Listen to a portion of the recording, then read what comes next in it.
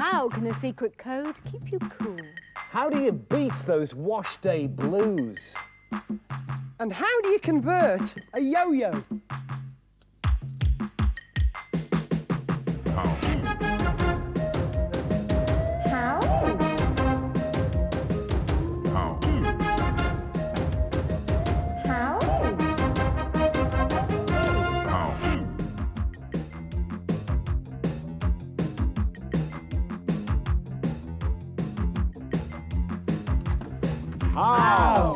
How can a match be stronger than you? Fred, I am yet to meet my match. Oh, it can't be, Fred. You see, a match is very small and we're very big and we're much stronger than So worth a 10p bet. Definitely, because Money we'll on the always be table, stronger. please. Okay. Always. Take a match. Yes. Take a match. Yes. Place the match over your middle finger, Yes. just below the nail, Yeah. and put the fingers either side of it on each end of the match. Yes. Now try and break the match. Can I put it on the table? No, you can't. Oh, Your hand right. must be in the air. Actually, Come on, Fred, Carol. it's very, Harder, very harder. strong. Come on, Gareth. Don't Harder. try, Gareth. Try. Harder. No! How do you do it?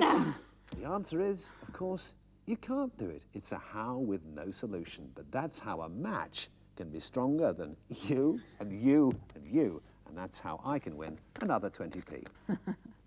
How can a secret code keep you cool? How do you mean? Well, think of something you might use to keep yourself cool. Well, a fan. A fan, and indeed this is a fan-linked how.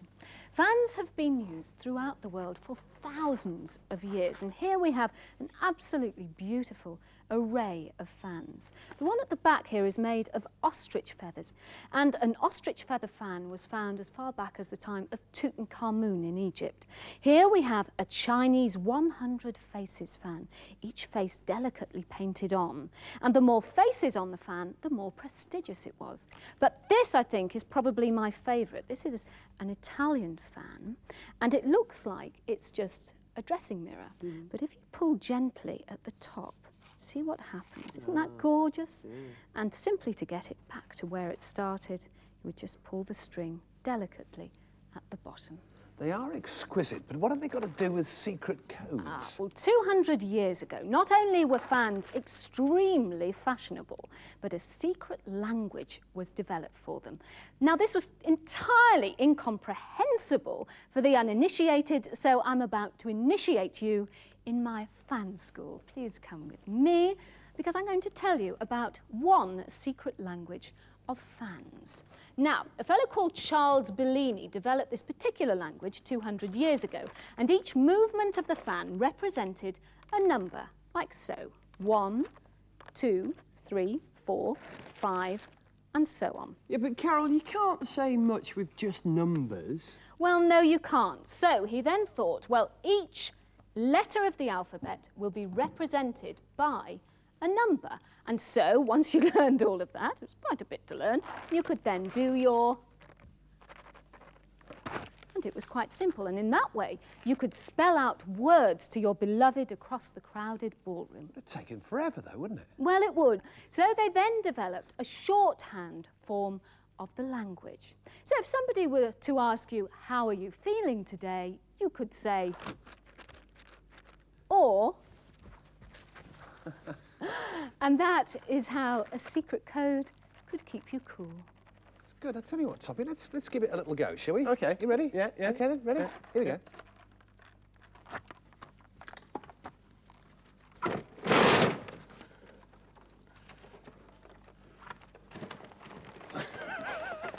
How can you sing like a nightingale? You already do. Well, that's very nice of you, Yes, that's Fred. because you're Welsh, Gareth. Well, I'm actually really talking about singing. I'm talking about the sound of bird song. Now, I don't know if you've heard a nightingale sound in the dawn chorus, but it sounds like this. Oh, that is beautiful. Now, you have a choice. If you want to hear that sound, either you get up in the morning or you buy a copy of Birdsong for Beginners.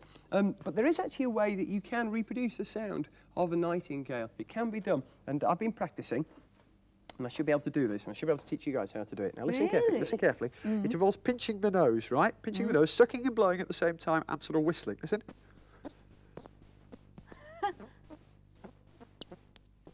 That's amazing. Good, is it? That really is amazing. You have a go, Fred. Now, Me? you need to stand up, yeah? Yeah. Stand up. Right, pinch your nose. Yeah. Pinch your nose. Now, you sort of suck your teeth. Yeah, no, go. No, no, flap your elbows, it'll help. Carol, I you can do it, have a I go. can do it, I Yeah, can do it. yeah. Carol, you sound like a demented seagull. How do you do it? How do you do it? Well, you need one of these. Oh, Toppy. Well, it is a nightingale impersonating device. Little piece of wood, hollowed out, with a metal key shoved in there, and it's filled with rosin, which is the stuff violinists use. And when you twist it, it makes the sound of a nightingale. Listen. That is very good. It's just like the sound of a nightingale, and it's used in theatres or whenever you need the sound of birdsong. So that's how you sing like a nightingale, with one of these little fellas. How do you beat those wash day blues? With Dinebrite. Dinebrite. Makes water even wetter. Yes. Whites look whiter. Yes. Beats those stubborn stains. Yes. Fred, you can't make water wetter. Oh, yes, you can. And I will show you how if you'll come with me live to the Dinebrite laboratories and their senior laboratory technician. Who's Who's that? Me. How do you make water wetter? Ladies, observe what happens if I lower a pane of glass into some water. You will see, as I pull it out, that the pane of glass is not completely wet. In fact, in places, it's dry. How has this happened? Surface tension has pulled those naughty water molecules together.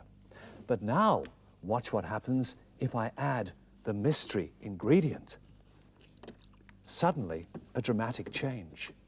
As I pull the pane of glass out, look, it is completely wet. All you did was add detergent, Fred. Detergent is a vital ingredient in Dinebrite to help make water wetter. So how does Dinebrite makes white even whiter? How do we make white even whiter at Dinebrite? I'll show you how. It's so simple, it's mind-blowing. To get whites whiter, we use blue, a good old-fashioned blue bag. You drop that in the water. It emphasizes the blue aspect of the spectrum. It gives the impression that even the yellowest washing is in fact whiter than white. Fred, it's so old-fashioned, it's got cobwebs on it. It could be argued that we at Dinebrite are old-fashioned, but in fact many of our rivals use fluorescers. We don't. We feel they might not be too green. At Dinebrite, we like to be green, so we use blue to give you whiter than white.